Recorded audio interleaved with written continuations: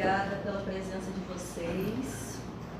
Eu sou a Lígia, sou membro aqui da Loja Esperança e todo sábado à tarde nós temos essas palestras públicas onde a gente compartilha com os colegas e com o público os objetos do nosso estudo. E recentemente eu tenho me dedicado ao estudo dos celtas. Isso começou há alguns anos, um contato direto que eu tive com os objetos e a arte celta, que gerou um certo encantamento, e a partir daí comecei a ler, comecei a estudar. Depois eu fui para a Irlanda para fazer um roteiro celta e me conectar mais ainda. E esse ano, após me aposentar da Universidade Federal da Paraíba, onde eu trabalhava como professora, eu pude me dedicar mais a esse tema do meu interesse pessoal, tá? Então eu trouxe para vocês hoje, claro que um resumo, né? Até porque essa cultura é uma cultura muito antiga, então ela tem muitos fragmentos espalhados pelas várias áreas do saber. Então coletar isso tudo, juntar esses fragmentos é praticamente um quebra-cabeça. Então eu trouxe para vocês aqui algumas peças desse quebra-cabeça que eu montei nesse título: Celtas, História, Cultura e Espiritualidade. Bom, então a primeira coisa que eu vou mostrar para vocês é o mapa onde se localiza essa cultura celta, tá, gente? Eu sou geógrafa histórica, ok? Então mapas são muito importantes para geógrafos. E nesse mapa a gente pode ver toda a área de expansão da expansão celta, que passa ali pelo Mar Negro, né? Por toda aquela região ali das Balcãs, subindo ali pelo norte, pela Europa Central, descendo para a Península Ibérica e subindo ali para a Inglaterra.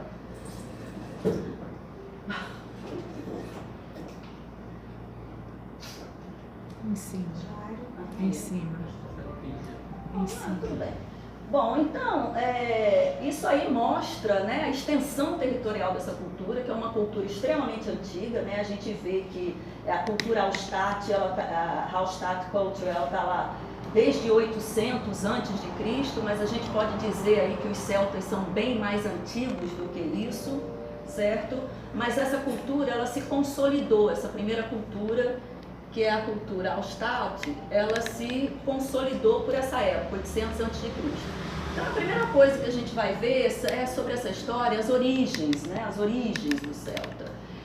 Essas origens e essa história celta nos é contada pelos relatos e pelos comentários das obras gregas e romanas. Eles foram os primeiros que escreveram sobre esse povo, que eles chamaram de Keltoi e Celtai. Então tem essas duas origens aí da palavra. Essa origem ela é confusa, ninguém sabe direito o que isso significa, mas era como os romanos e os gregos chamavam eles, tá? Tanto que lá na Inglaterra você chama eles de Celts e nos Estados Unidos eles são chamados de Celts, certo? Então, o que tem em comum nessa cultura aí, que é referente a esses povos, né, do Alto Danúbio, do Reno, do Rio Reno e lá da Europa, é o tronco linguístico indo-europeu, os padrões estilísticos de decoração nas peças que foram encontradas e nas joias, e os nomes celtas de cidade, dos rios, lugares que permanecem até hoje. Inclusive, quando a gente começa a pesquisar os celtas, é impressionante com relação às palavras que a gente usa até hoje, que tem origem celta e a gente não sabe. Então essa cultura, ela é uma cultura que ela é adormecida e ela está por baixo de muitas outras culturas que vieram até nós. Esse é o lago Hallstatt, na Áustria, onde eles chegaram inicialmente. Muda tirar essa música, porque está falando um pouquinho só. Certo. Aumenta um pouquinho. O lago Hallstatt, na Áustria, ele ficava cercado de montanhas e os celtas, esses primeiros celtas dessa cultura, se estabeleceram aí por causa das minas de sal, tá? Então eles eram mineiros e eles negociavam sal com todos os outros povos do Mediterrâneo. E assim eles começaram lá a acumular as suas riquezas, como comerciantes que eles eram. Então essa cultura ela vai de 1200 até 474 a.C. E o que é que eles criaram aí? O uso do ferro, carruagem de 4 rodas, que nas tumbas, né, que foram encontradas, essas carruagens estavam lá e todos esses artefatos com esses reis e esses príncipes aí.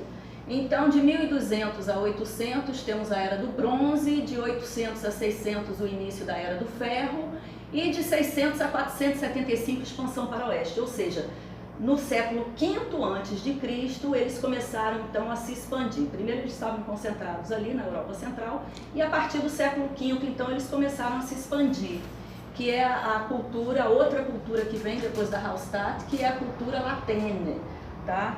Então, e como é que você sabe disso? Porque essas câmaras funerárias, né, foram descobertas. Tudo com relação aos celtas, e é importante saber, está sendo descoberto agora a partir do século XX, porque a arqueologia ela evoluiu muito, a datação, né, do carbono de todos os objetos.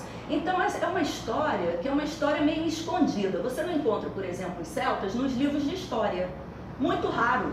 A gente aprende história, a gente aprende o quê? Grego, romano. E cadê os celtas? Olha o tempo que eles estão aí. Desde 800 a.C. que eles estavam ali produzindo. Produzindo o quê? Mineração, metalurgia, objetos, joias, agricultura, tudo eles faziam. Então eles tinham todos os elementos de uma civilização, mas você não os vê no livro de história, tá? E a gente vai ver por quê.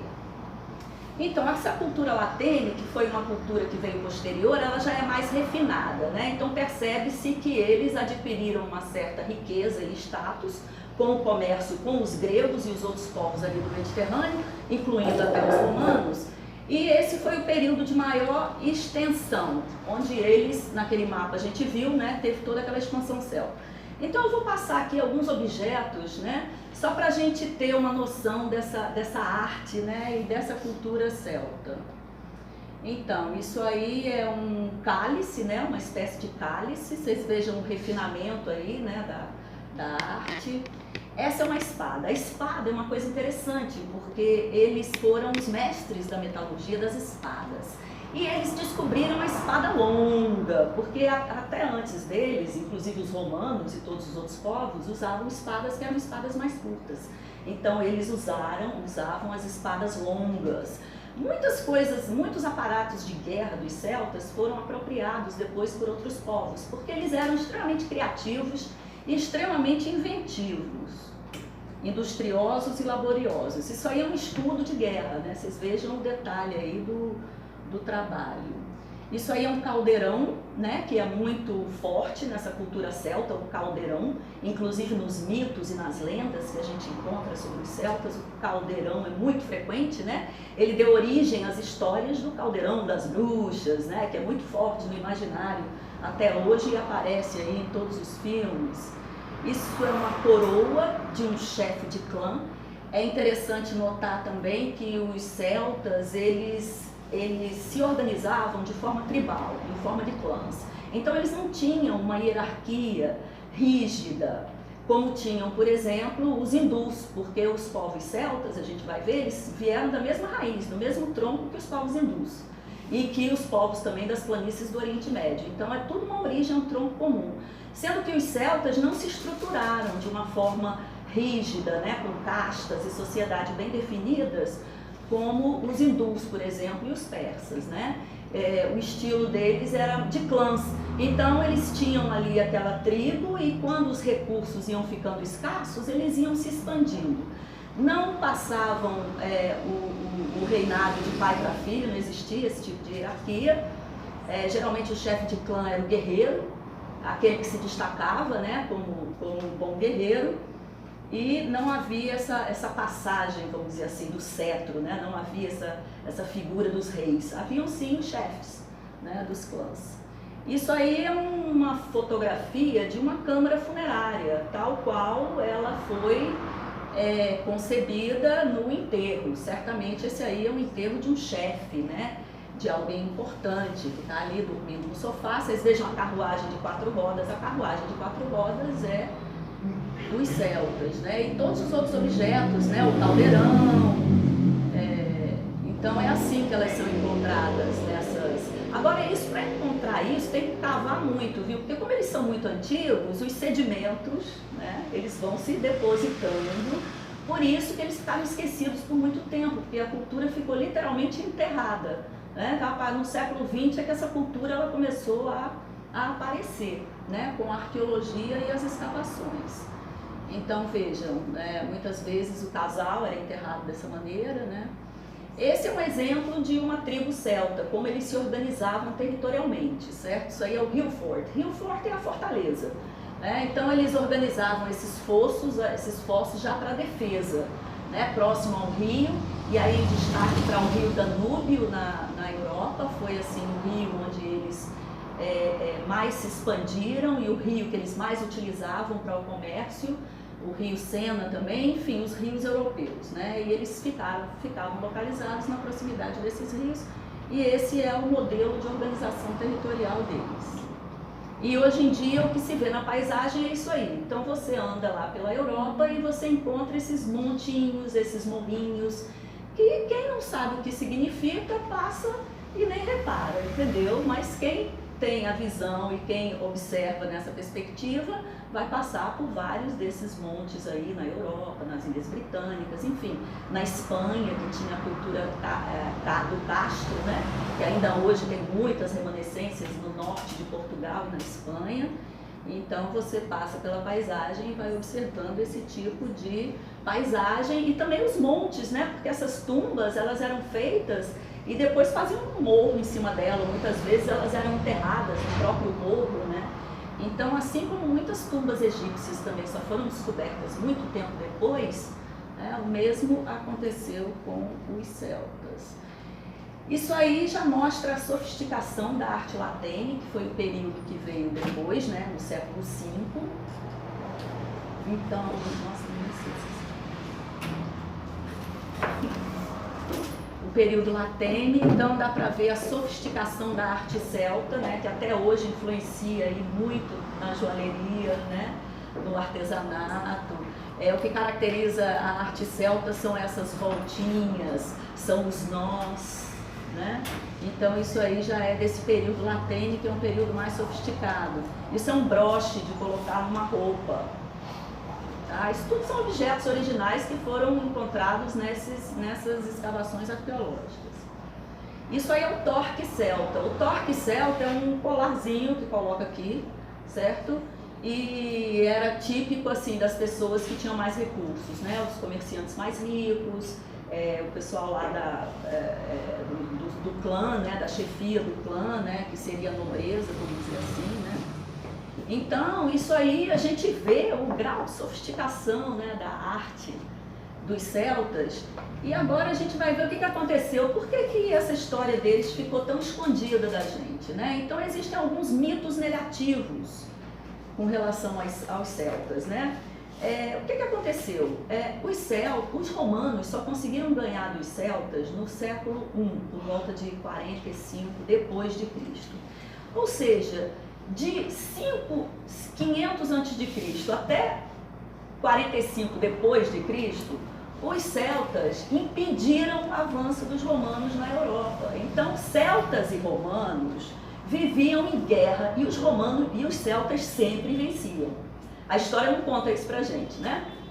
Mas quem conta é o Asterix e o Obelix. Eu não sei se vocês já ouviram falar, se vocês conhecem o Asterix e o Obelix.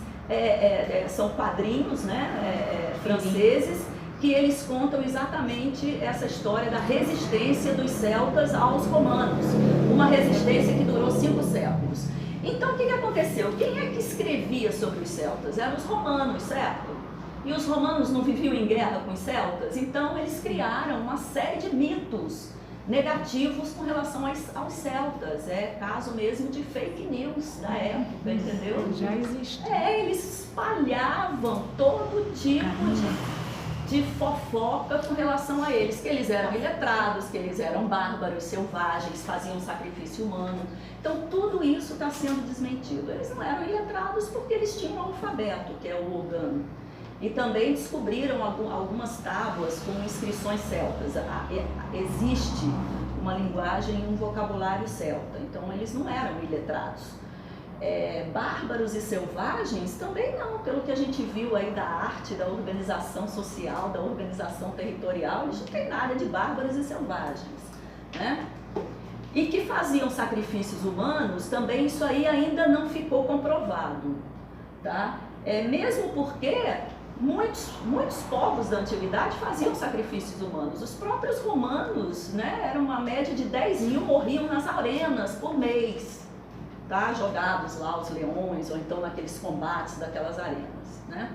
Então, tudo fofoca negativa contra os celtas. E isso, certamente, fez com que eles ficassem apagados da história, como um povo que não vale a pena estudar, porque os romanos retrataram eles dessa maneira, certo? Então, o Vercingetorix, ele é justamente o Asterix da história dos cômicos franceses. Ele é aquele guerreiro que resistiu aos celtas, porém resistiu em várias batalhas, mas acabou perdendo em 46 a.C. Antes de Cristo, não foi depois, foi antes de Cristo. Por que eles perderam os celtas? Porque eles não tinham a organização militar que o Império Romano tinha. Então o Império Romano ele foi se desenvolvendo na arte da guerra, né? E acabou vencendo nessa última batalha aí os celtas, e com isso eles invadiram tudo, né? E a gente vai estudando e vai vendo como eles vão entrando em todas aquelas áreas que a gente viu no mapa, na Europa, eles foram entrando e tomando conta e tomaram conta de tudo. E dizem que eles foram responsáveis pelas estradas e tal. Isso é mentira também, porque as estradas já eram as estradas que os celtas utilizavam, né? Então, tem muitos mitos negativos com relação a eles. Agora eu vou falar um pouco da visão teosófica dos celtas. Porque aqui na Sociedade Teosófica, a gente também pesquisa a história oculta, o lado oculto e esotérico das coisas. Então vejam bem, o povo celta, eles fazem parte dos indo-europeus. Indo-europeus são os povos arianos. Antigamente chamavam os indo-europeus de arianos, mas aí depois, com a Segunda Guerra Mundial, com toda aquela propaganda do Hitler, da superioridade racial, da raça ariana e tal, os historiadores deixaram de lado esse termo ariano e começaram a utilizar indo-europeus. Então esses povos indo-europeus, a origem deles é por volta de 60.000 a.C., ali na Ásia, no deserto de Gobi. Esses povos surgiram. Aí a questão que fica surgiram da onde? Então sempre tem esse limite. E a perspectiva esotérica e oculta, ela procura investigar além desses limites onde a ciência conhece, mas sempre respaldando com a ciência. Então, por exemplo, em 60.000 a.C., a gente sabe que começaram teve a última glaciação, em torno de 100.000, e ela começou a retroceder. Então, por volta de 60.000 a.C., o planeta estava mais ou menos já consolidado como a gente conhece ele hoje em dia. Teve muita mudança microclimática e tal, mas enfim. E aí esses povos surgiram. E o que é que a teosofia fala sobre isso? Quem fala sobre isso é esse livro aqui, que chama-se A Visão Teosófica das Origens do Homem, é um ensaio de antropologia esotérica. Então a Annie Besant e o Leadbeater, eles são teósofos, mas eles também são clarividentes. Então eles fizeram uma viagem no tempo, respaldados na doutrina secreta e na visão das raças humanas.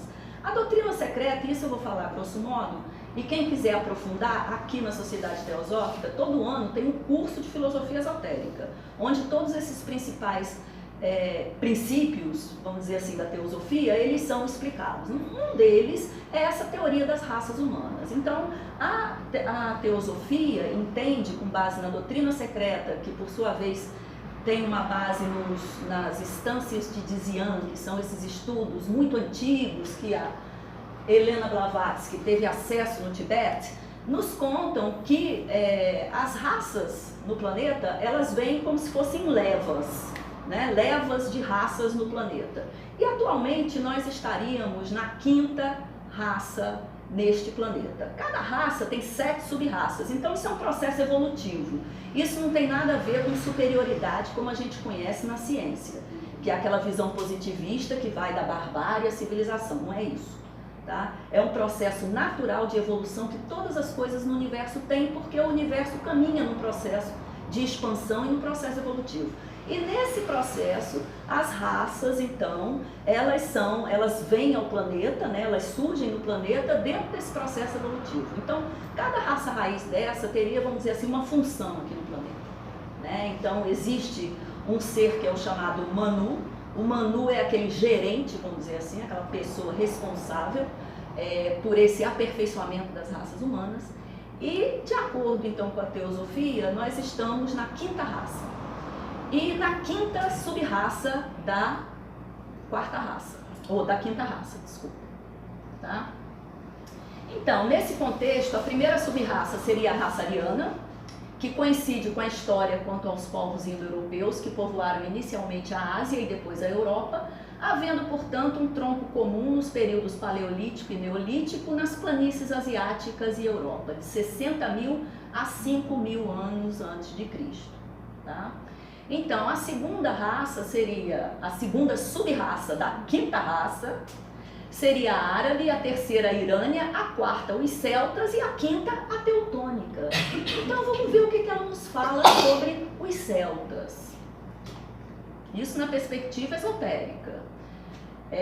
Primeiro ela vai dizer o seguinte, que essa quinta raça ela vai surgir na planície de Gobi, ali na Ásia, numa cidade chamada Cidade da Ponte, na Ilha Branca, no Mar de Gobi. E essa cidade teria surgido há 45.000 anos. Essa cidade era uma cidade onde o Manu habitava. Esse Manu responsável pelo aperfeiçoamento dessa nova raça. Tá? Então, qual era a função do Manu nessa cidade? Era gerar os modelos de civilização para a quinta raça. Esses modelos de civilização têm a ver com agricultura, mineração, cultivo, técnicas de cultivo, artefato, metalurgia, enfim, tudo que é necessário para que a civilização tal qual nós conhecemos pudesse evoluir, certo? Então essa é a explicação para como esses povos aprenderam a fazer isso tudo, certo? Eles aprenderam aí nessa cidade. E é interessante porque essa cidade Shambhala, ela tem um autor, né, que eu vi, Roy Chapman Andrews. Ele dedicou a vida dele inteira a produzir não sei quantos livros nessa busca por essa Shambhala. Ele não achou a cidade, né? Os ocultistas dizem que ela existe no plano astral. Mas o que ele achou lá no deserto de Gobi foi uma infinidade de lendas e mitos sobre essa cidade perdida. Tá? Então ele escreveu sobre isso. E a Shambhala também seria essa cidade onde o Conselho da Fraternidade Branca se reúne. Então isso aqui é objeto de pesquisa e investigação para quem tem interesse em ir mais fundo nisso aí. Certo? Então, agora, o que é que diz a ciência? Que esses povos indo-europeus, eles teriam se expandido para a Europa no final do Neolítico, de 10.000 a 3.000 a.C. Então, estavam esses povos indo-europeus todos reunidos lá nessa cidade da Ponte, e de lá partiram as levas. Essas levas foram para o sul, para a Índia, né, para Pérsia ali, Oriente Médio e Europa. Tá? Então, a leva que saiu para a Europa foram exatamente os celtas. Por isso que eles são os mais antigos lá da Europa, né? Então eles saíram levando todos esses conhecimentos que eles aprenderam lá nessa grande cidade, né? Que é a fundição, metalurgia, construção de templos, né? Então ela, no caso a Annie Besant nesse livro, ela vai explicando, né, tudo que tinha nessa cidade, como é que eles foram aprendendo todos esses elementos que são os instrumentos formativos da civilização da quinta raça, que é essa civilização que a gente conhece, né? Então, existe esse tronco linguístico comum entre as línguas hindus, iranianas e celtas. Então, isso é da ciência, certo? Tronco linguístico é comum. E existem linhas de estudos acadêmicos, né, e na internet, quem quiser pode pesquisar, que faz comparação entre as culturas celtas e hindus, principalmente com relação a mitos, lendas, questões religiosas, tratados, leis. Tá? Então existe muita semelhança entre a cultura celta e a cultura hindu. Então existe uma linha acadêmica de estudos e de trabalho de estudos comparados entre celtas e hindus. Então, as características dos celtas, de acordo com a antropologia esotérica, são as seguintes. Eu vou ler aqui. Os destinados a construir a quarta subraça foram para um vale montanhoso, que é o Cáucaso, que é aquela área que eu mostrei lá no mapa. O Manu escolheu certo tipo de pessoas mais refinadas, num esforço para desenvolver certas características por despertar a imaginação e a sensibilidade artística e estimular a poesia, a oratória, a música e a pintura. E tão eficaz foi a obra que permaneceu como característica especial dos celtas. É como se eles tivessem, a função deles foi essa, foi trazer para a humanidade esse refinamento artístico, certo? Então, por volta de 10.000 a.C., eles chegaram na Europa. Tinham viva imaginação e notáveis aptidões para a eloquência, a poesia e a música. E a gente sabe que, do ponto de vista cultural, os celtas têm a figura dos bardos, né? Que são aquelas pessoas que deram origem depois aos artistas da corte dos reis. Os bardos são poetas, cantadores, deram origem depois também aos trovadores. Então, toda essa origem artística, o circo, toda essa origem artística, lúdica, ela vem aí dessa cultura celta. Então, vejam que eles não tinham aquela propensão, vamos dizer assim, para militar administrativa como os romanos tinham, né? Os romanos vieram trazer essa perspectiva militar administrativa, enquanto que os celtas vieram trazer na nossa cultura, para a nossa civilização, a cultura da arte mesmo, da poesia, da literatura. Então, essa é a função dos celtas. São as características dos celtas, né? De acordo aqui com a Anne Besant. E que a gente compara, né? Que a gente pode sentir. Quando a gente, como por exemplo, aquele sentimento que eu tive quando eu primeiramente me deparei com a arte celta, né? Foi aquele encantamento. E quando a gente viaja por esses lugares, como eu tive na Irlanda, o que a gente sente quando a gente passa por esses lugares celtas realmente é esse encantamento, essa arte, essa inspiração. Isso é muito forte nessa cultura. Então, a tradição celta ela é oral e ainda hoje a contação de história faz parte da cultura e dos países celtas. Então, isso é uma coisa muito interessante, né? Que tem a ver justamente com a oratória, a questão da contação de histórias. Eles também possuem essas práticas associadas ao conhecimento das ervas e da natureza e que se mantiveram ao longo dos séculos em países como Irlanda e Gales. Então, isso aí são elementos da cultura que ficaram no tempo, certo? Então, muita coisa da cultura foi enterrada, mas o que ficou? Ficou essa arte, ficou essa contação de história, ficou essa contação desses mitos que depois foram escritos e reescritos e vieram inclusive a influenciar toda a literatura da Europa. Os contos de fadas vieram daí, né? Então todo esse encantamento, toda essa magia dos contos de fadas, eles têm origem aí nessa cultura, né?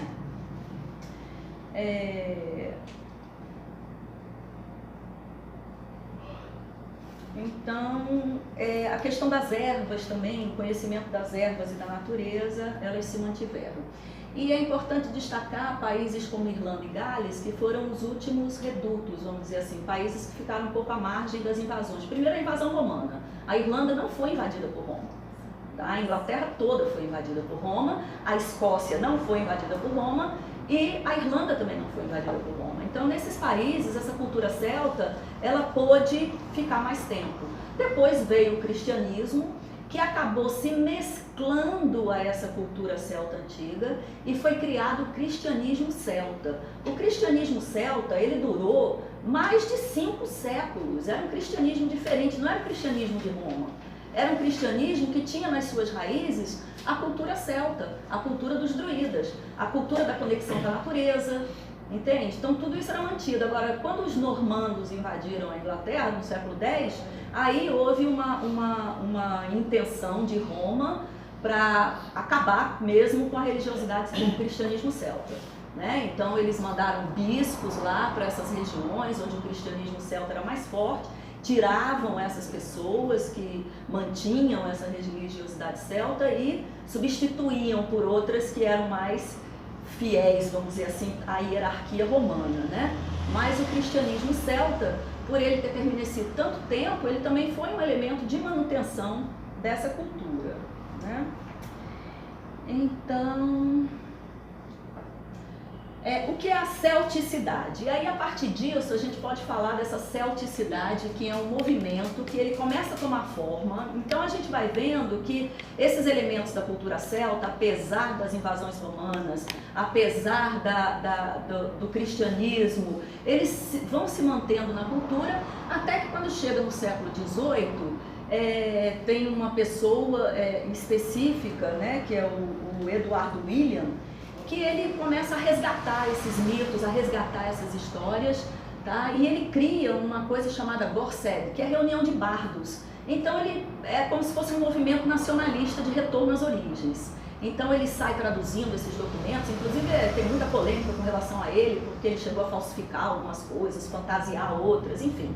Mas o que ele fez, de fato, foi resgatar essa cultura celta, que acabou se espalhando feito incêndio, né, pela Europa toda, por esses países onde havia manutenção dessa cultura em vários elementos, sejam eles religiosos ou culturais, artísticos, estéticos, literários, enfim. Então essa cultura ele resgatou, né? Então ele teve essa função. E aí, com esse resgate, os acadêmicos entraram também, começaram a traduzir os documentos, começaram a publicar, né? E aí essas publicações então passaram a influenciar vários países. E dos países mais influenciados, os países mais influenciados foram esses, onde essa celticidade, vamos dizer assim, que é um movimento moderno de resgate, né, da cultura celta, ele permaneceu por mais tempo, né? Que é ali a Britânia, que é aquela pontinha da França, em amarelo é a Cornualha, que é a pontinha ali da Inglaterra, o país de Gales como um todo, a Irlanda verde e a Escócia azul. E é muito interessante, nesses países existem essas festividades chamadas o Gorsedd, onde as pessoas se reúnem. Então existem encontros anuais celtas, existe todo o resgate dessa cultura, festas populares financiadas por governos, feiras, uma série de elementos da cultura celta. E se você pergunta para essas pessoas, porque eu vi uma reportagem sobre isso, como eles se identificam do ponto de vista da minha identidade, da minha nacionalidade, eles dizem, não, eu sou celta. Entendeu?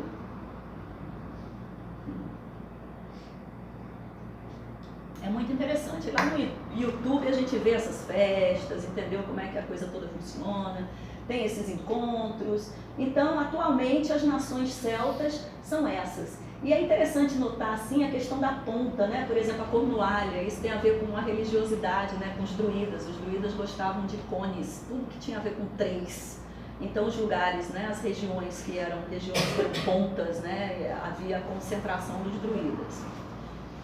Então, vamos lá, essa cultura celta no século XX, então, por que esse renascimento dessa cultura celta no século XX, né? O que a gente pode ver, assim, sobre isso, né?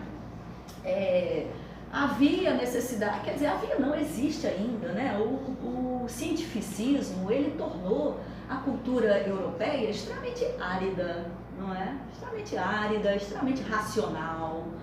Então, essa necessidade de reencantamento do mundo, né, que foi perdido aí nessa idade da razão, é um argumento, vamos dizer assim, que pode ser considerado um fundamento para esse retorno, né, desse celticismo. O celticismo também se apresenta como uma terceira via cultural alternativa, né, porque além da via greco-romana e da judaico-cristã, que são as duas grandes influências da cultura aqui do Ocidente, né? São essas grandes correntes. Então, os celtas, né, a partir do momento que você descobre os celtas, aí você, puxa vida, mas eu tenho isso dentro de mim, eu tenho isso na minha cultura, onde é que está? Né? Isso é uma terceira via, não é aquela coisa judaico-cristã e nem é também o greco-romano, né, que são as principais fontes, vamos dizer assim, de influência da cultura ocidental. Né? Então, aí uma terceira via. Um elemento interessante é o swing, que é uma palavra galesa que significa encantamento e que, apesar da perseguição cristã, sobreviveu na qualidade do folclore. Então, o swing está associado ao folclore, são as simpatias que passavam escondidinhas da perseguição às bruxas na Idade Média, entendeu? Mas que ainda mantinham aqueles encantamentos e aquelas magias do tempo passado, da relação com a natureza. Então isso aí sobreviveu também, né? A magia da natureza, então, ela permanece nesse contínuo, gostei dessa palavra, um autor usa essa palavra, o contínuo celta, que é exatamente essa cultura, como se ela tivesse ali no subterrâneo, né? Porque ela está mais antiga que a judaico-cristã, ela é mais antiga que a greco-romana e ela está ali, né? Então basta você acender uma tochinha com um símbolozinho que renasce aqui, outro símbolozinho que renasce ali e né? Esse movimento celta ele aflora. E tem os Englinions também, que foram mantidos na lenda. Os Englinions são rimas, são como os nossos cordéis, tá? São cordéis. Tanto que quando você lê, por exemplo, Mabinogion, que é esse livro aqui sobre mitologia galesa, né, que foi traduzido para o inglês no século XIX, do galês, ele é esquisito a gente ler ele em português, porque ele, até em inglês, porque ele reproduz exatamente esses Englinions, que é essa literatura que é um tipo de literatura de cordel. Tá? Então isso aí sobreviveu também ao longo do tempo, né? E a questão da conexão da cultura e da magia celta também se dá por afinidade, tá? É diferente, por exemplo, na tradição hindu, que se você não for brahmane, você não é daquela cultura e pronto. Você pode até ter acesso a conhecimento, mas você não entra. Na cultura celta você entra. Se você tiver afinidade, você entra, tá? Você entra e você se torna celta, por afinidade, tá? Então isso é possível. Como? Vamos ver. Pelo mito. Né? O mito é a grande força, né? É a grande força simbólica que conecta as pessoas com os elementos da cultura e da tradição celta, né? Então, o melhor mito é aquele que se tem afinidade devocional, que espelha a vida ao tempo que orienta. Então, os mitos eles servem como inspiração para que a gente possa espelhar a nossa própria vida. E isso é uma coisa interessante, porque os celtas eles eram politeístas. O que isso significa? Significa que eles tinham muitos deuses. E cada deus e deusa do celta não era como o grego-romano, por exemplo, Vênus, a deusa do amor, não. Você pega uma deusa, ela tem inumeráveis atributos. Você pega um deus, ele tem inumeráveis atributos. A história é desse tamanho. Por quê? Porque esse politeísmo, ele tem a ver com uma coisa que é um termo celta que é interessante, que é multiverso. Então não é o universo, é o multiverso. E aí tem uma frase interessante nesse encontro, né, que o palestrante lá colocou, que ele diz assim: na grande canção entre o tudo e o nada, a música tocou, e os deuses são os acordes que conduzem a melodia. Então, nesse processo, né, da manifestação do universo, entre o nada e a manifestação, existe um multiverso, existe aí inúmeras possibilidades. E nós, enquanto seres, onde é que a gente se encontra? E aí os mitos, eles vão servir exatamente para isso. Qual é o meu mito pessoal? Qual é aquele mito que me representa, seja na minha vida ou seja na minha caminhada agora, nesse momento que eu estou vivendo? Então os mitos eles servem para isso, para o autoconhecimento e para conectar com essa energia, com esse contínuo celta, né? E aí onde você está entre o tudo e o nada e que mito te representa, né? Então isso é um processo de autoconhecimento, né? Um processo de resgate interior. Então, com relação à religiosidade celta, as características da religiosidade, eles acreditavam que a alma repousava na cabeça. Então isso é interessante, inclusive o fato da espada ser gigante era para cortar mesmo a cabeça nos combates. Eles cortavam as cabeças e por isso os romanos diziam que eles eram selvagens que cortavam as cabeças, mas eles só cortavam as cabeças daqueles guerreiros que mereciam ter a cabeça cortada, porque eles levavam essas cabeças para a tribo, porque eles acreditavam que a alma da pessoa repousava na cabeça. Então se eles trouxessem a cabeça um pouco lá para a tribo deles, eles iam ter um pouco aquela energia daquele guerreiro que eles estavam honrando. Então cortar a cabeça do inimigo e levar era uma honraria, mas não foi assim que os romanos escreveram. Os romanos escreveram que eles eram selvagens, bárbaros, que matavam e arrancavam a cabeça e andavam com as cabeças penduradas nos cavalos. Eles faziam isso mesmo, e sítios arqueológicos Existem de muitas cabeças nesses sítios arqueológicos, porque eles realmente faziam isso. Mas eles faziam isso como forma de honrar, porque eles acreditavam que a alma residia na cabeça. Havia também a crença na reencarnação, doutrina que cresceu paralelamente nos povos indo-europeus, helênicos e hindus, né? Então a crença na reencarnação era generalizada ali em todos os povos indo-europeus, né? Essa crença ela só deixou de existir mesmo com o cristianismo, mas até então todas essas culturas elas eram reencarnacionistas, tanto que as câmaras funerárias, né, botava tudo na câmara funerária, todos os objetos, tudo aquilo que era importante para a pessoa, porque acreditava que aquela pessoa ia renascer, né, no outro mundo e tal. Essa palavra altar em celta quer dizer outro mundo, altar. É uma palavra celta que quer dizer outro mundo, está diretamente ligada à religiosidade celta e acabou influenciando tudo, né? Porque altar é uma palavra que existe aí em quantas línguas, né? Chamam altar, né? E é esse lugar do novo mundo, do outro mundo. Sendo que os celtas, eles não tinham templos, tá, gente? É bem diferente dos gregos e dos romanos, não tinham templos, não antropomorfizavam seus deuses e suas histórias. A religiosidade celta era toda na natureza e esse altar era esse local onde eles iam se conectar com o outro mundo, mas isso era uma coisa associada à natureza. E na natureza podia ser em qualquer lugar, não precisa um templo. Inclusive tem uma referência romana de um druida, assim, puxa, mas o Deus de vocês tem uma cara, tem uma forma humana, né? Assim, achando aquilo diferente, né? Essa perspectiva antropomórfica dos deuses, né? E no Samhain, que é o 31 de dezembro, o ano novo celta, o outro mundo ele se torna visível e as pessoas podem se comunicar com os mortos. Então isso deu origem ao Halloween, isso tem a festa o Dia dos Mortos, né, lá no México, que é uma festa muito interessante. Hã? É dezembro? Não, é 31 de outubro. É porque tu botaste dezembro. Eu botei dezembro? Ai, desculpa.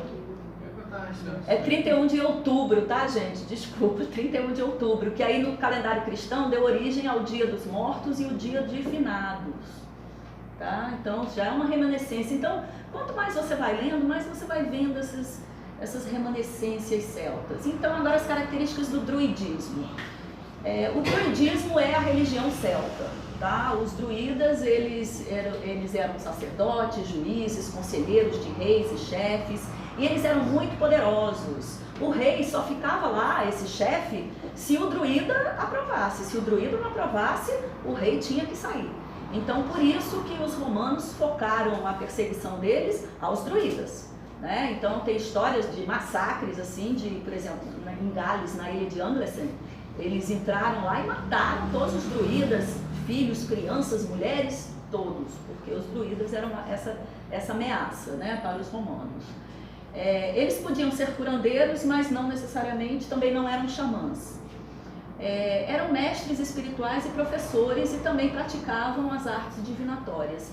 Para você se tornar um druida, eram 20 anos de treinamento e esse treinamento era todo oral, não havia nada escrito.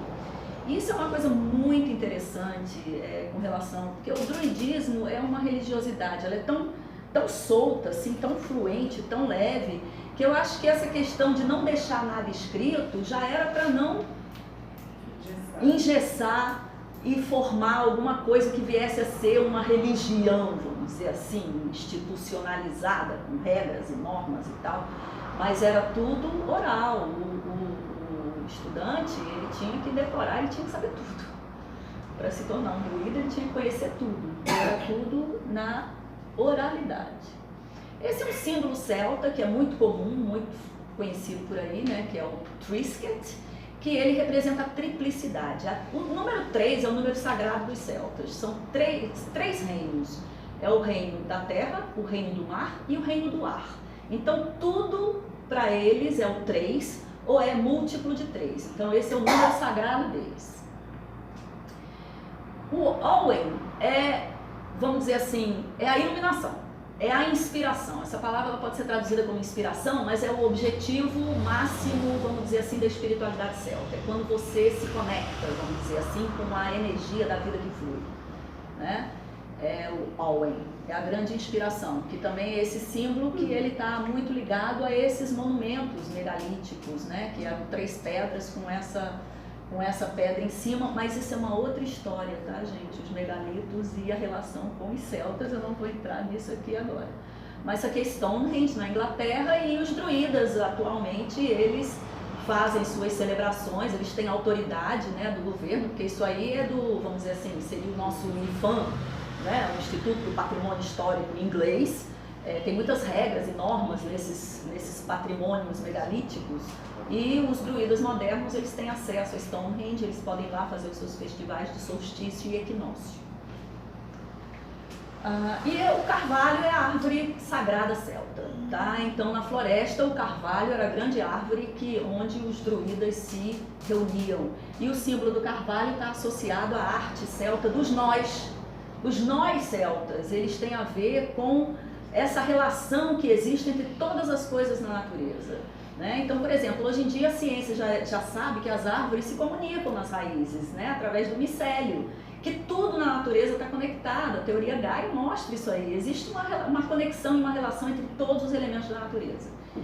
E o carvalho simboliza, tanto como árvore da vida, e por esse entrelaçamento também das raízes, e aí que vai refletir na arte, que são os nós celtas.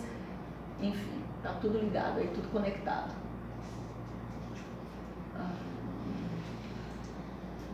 Então, isso aqui eu coloquei assim só para vocês terem uma ideia das tradições religiosas celtas atuais. Tem muita coisa. Então houve esse resgate lá no século XVIII. A partir desse resgate foi criada uma ordem druídica ancestral.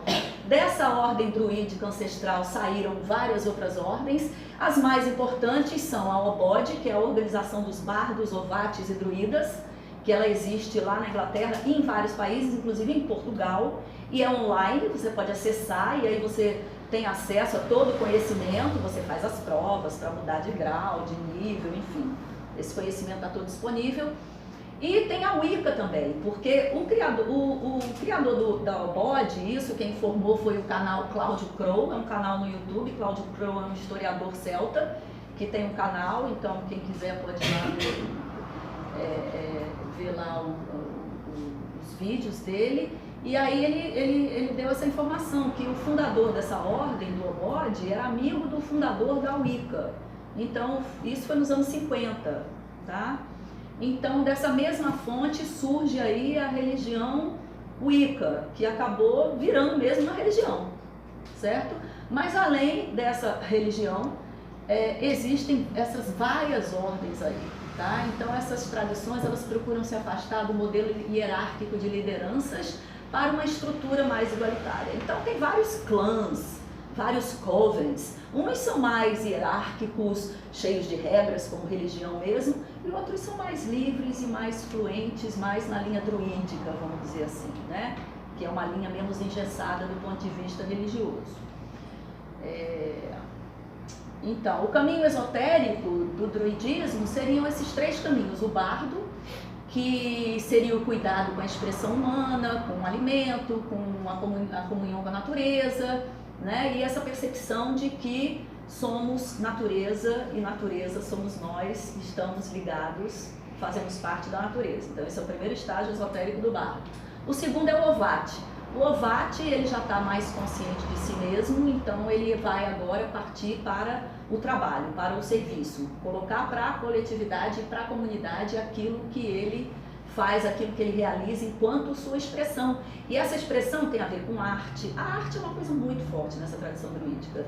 E a gente observando, vendo, né, lendo sobre essas tradições, as pessoas, elas são muito ligadas nessa questão da arte. Então elas geralmente no caminho druídico há um desenvolvimento do caminho artístico também.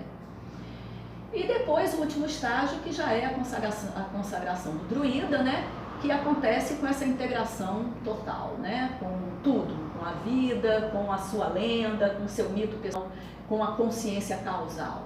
E onde Deus se manifesta na pessoa conscientemente e ele percebe essa divindade o tempo todo na sua vida. Então esses são os caminhos né? Que não é muito diferente das outras tradições que a gente conhece, né? É só um jeito diferente de ser, e esse jeito diferente, claro, tem a ver com essa multidiversidade humana, né? Que aí existem possibilidades de encantamento e possibilidades de desenvolvimento espiritual para cada tipo de pessoa, para cada tipo de cultura e dependendo dos objetivos da pessoa também, né? Então, para os druidas, 3 fatores eram importantes na manifestação. Kalas, Viari e Nuifri, desculpem a pronúncia, tá? Então, Kalas é a ligação com a matéria, terra, Viari é associado à água e Nuifri está associado ao éter. Então, foi aquilo que eu falei antes, são os 3 elementos da natureza, são os três universos, né, do mundo druídico: a terra, a água e o ar. Então, o druida é o caminho. Isso eu achei interessante, esses dizeres, né? O caminho druídico é o próprio caminhar. A plenitude deve estar associada ao caminhar, pois nunca haverá um alvo estagnado fixo a ser alcançado na conclusão de uma jornada. Pois que tu não estás numa jornada, tu és a jornada. Saibas destilar o segredo da sabedoria contido neste caminhar. Então, o caminho druídico não é um caminho que quer alcançar alguma coisa, é a consciência do caminhar, certo? A consciência de que estamos nessa jornada evolutiva, no fluir da vida, que tem a ver com o símbolo do Trisket, aquelas ondinhas, aquilo ali é o fluir. Então, essa palavra fluir, ela aparece muito nesse caminho espiritual do druídico. E aqui uma oração druida, só para a gente ver como é que se conecta com a natureza por meio de uma oração, que é um instrumento que a gente conhece. Que eu tenha hoje e a cada dia a força dos céus, a luz do sol, o resplendor do fogo, o brilho da lua, a presteza do vento, a profundidade do mar, o sempre ir dos rios, a estabilidade da terra, a firmeza da rocha, o perfume das flores, a harmonia da natureza. Que assim seja e assim se faça. É isso. Aqui estão as fontes, tá? Esse livro aqui que eu trouxe lá da Irlanda, depois de procurar muito. O Mabinogion, que é esse livro, né, da mitologia galesa. Outros livros também que eu consegui em inglês pelo Kindle, né, no Amazon.com, porque muito pouca coisa tem em português sobre o druidismo, tá? Muito pouca coisa. O que mais se encontra sobre druidismo e espiritualidade celta está muito voltado para a religião da Wicca. Então é aquela coisa dos deuses, das deusas, dos rituais e tal. Agora, para realmente pesquisar mais sobre os celtas, tem que entrar na literatura inglesa. E os documentários que a gente encontra todos no YouTube, mas também são todos em inglês. Tá? Então tem esse episódio aí da BBC Series, maravilhoso, que é sobre os celtas, são 6 episódios, então abrange muita coisa, só com depoimentos dos cientistas, dos historiadores, dos pesquisadores, dos investigadores, enfim, aí tá aí vários documentários desses canais todos, tá? A história do rei Arthur também, eu entrei fundo, pesquisei, mas enfim, existe uma conexão das lendas arturianas, mas isso aí é motivo para uma outra palestra, que é uma outra história. Lígia, você podia voltar um pouquinho para eu copiar a oração? Volto, só terminando aqui as fontes, né? Então as fontes, que isso aqui é importante, são os sites. A maioria dos sites em inglês também, mas tem 2 sites em português que são os mais interessantes, que é o Ramo do Carvalho e o Templo de Avalon. E a fonte oral, gente, que foi o 10º Encontro Brasileiro de Druidismo e Reconstrucionismo Celta, em Salvador, que eu participei agora, em julho, tá? E eu queria deixar aqui os meus agradecimentos para Mar Boada, Marcelo Pasqualin, D'Artagnan Abdias, Lívia Biancalara e os demais participantes desse encontro, onde eu tive a oportunidade de receber ensinamentos orais, que são tão importantes dentro dessa cultura celta, e esse esforço, né, que esse grupo vem fazendo aí aqui no Brasil, de fazer esse trabalho sério de reconstruir, né, do reconstrucionismo celta e do druidismo. Então, é isso. Diot, que é obrigada.